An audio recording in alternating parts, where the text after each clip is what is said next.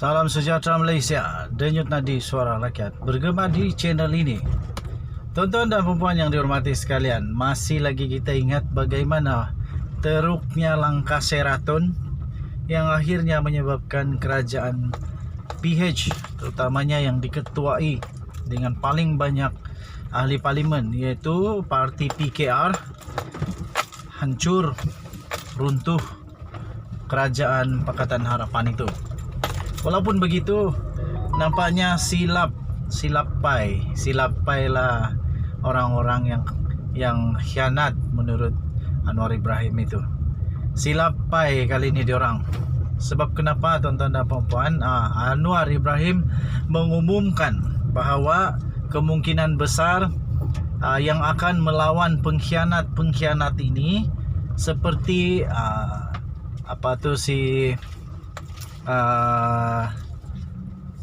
Zuraida Kamarudin, seperti si Azmin Ali, dorang inilah yang keluar daripada PKR. Mereka akan berdepan pada pilihan raya nanti. Sekiranya dilaksanakan dalam masa terdekat ini, mereka akan berdepan laluan yang amat sukar.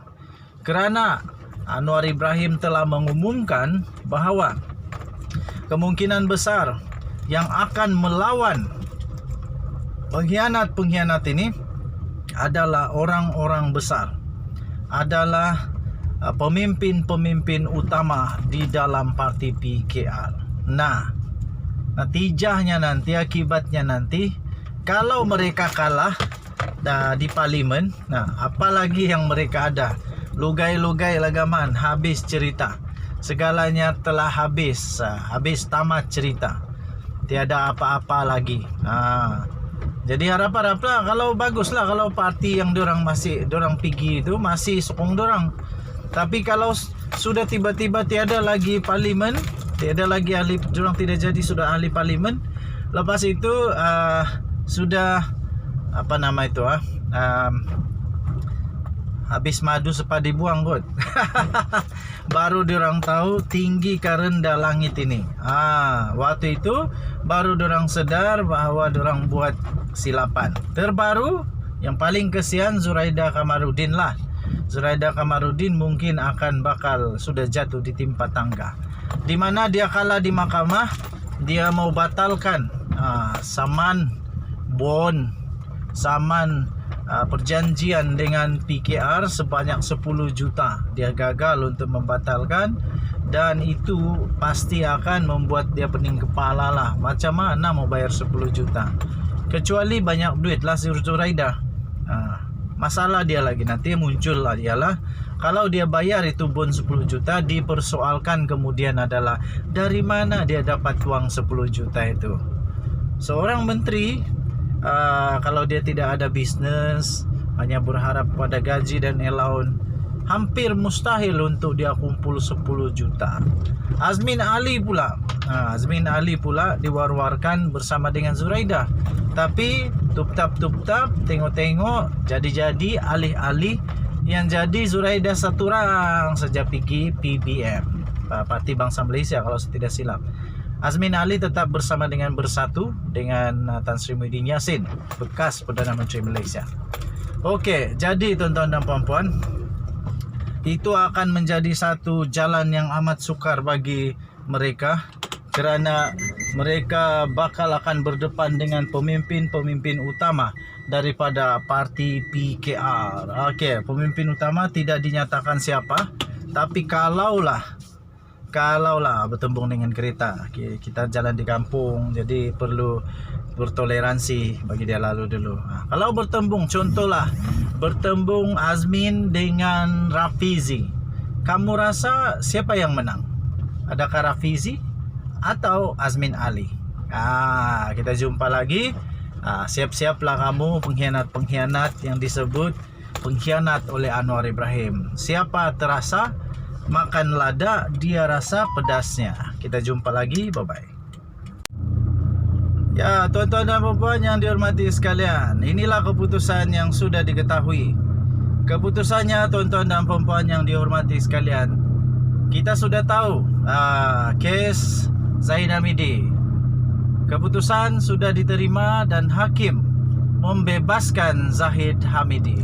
Zahid Hamidi menang dan dia dibebaskan. Tahniah diucapkan kepada Ahmad Zahid Hamidi kerana beliau nampaknya tidak melakukan apa-apa kesalahan, dan tahniah diucapkan kepada pihak pembelaan yang telah membela Najib Razak sehingga beliau Najib Razak pula Zahid Hamidi, sehingga beliau didapati tidak bersalah dan dibebaskan.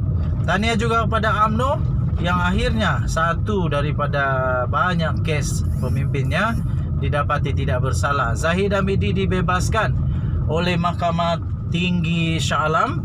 Datuk Seri Ahmad Zahid Hamidi dilepas dan dibebaskan oleh Mahkamah Tinggi Shah Alam di sini atas 40 pertuduhan rasuah berhubung sistem visa luar negara atau VLN.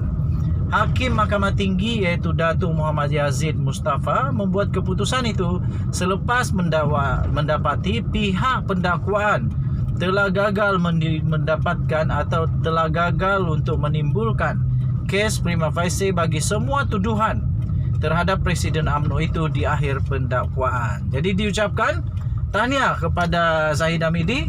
Seperti biasa, saya tak ada apa-apa masalah dengan UMNO, tak ada apa-apa masalah dengan Zahid Hamidi. Yang saya bermasalah ialah ketika kalau ada kesalahan. Dan saya sentiasa di belakang sistem kehakiman negara Malaysia. Saya menyokong sistem kehakiman negara Malaysia. So, kalau mahkamah kata dia tak bersalah, saya terima dengan hati terbuka. Terima kasih kepada hakim.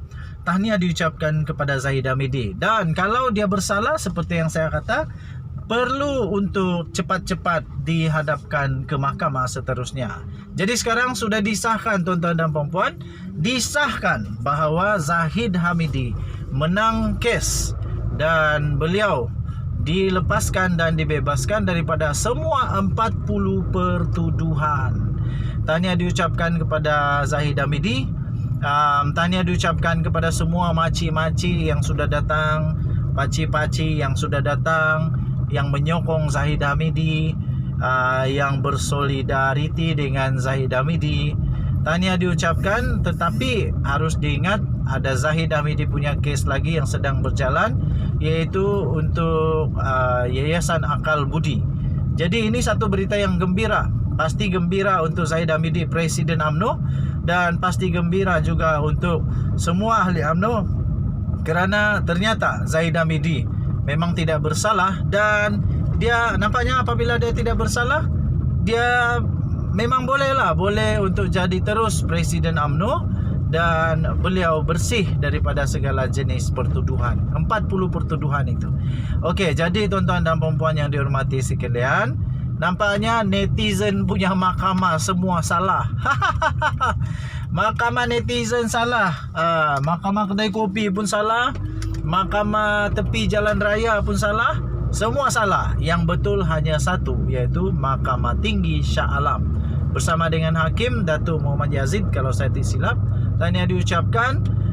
Keluhuran perlembagaan kedaulatan undang-undang patut terus ditegakkan di negara Malaysia.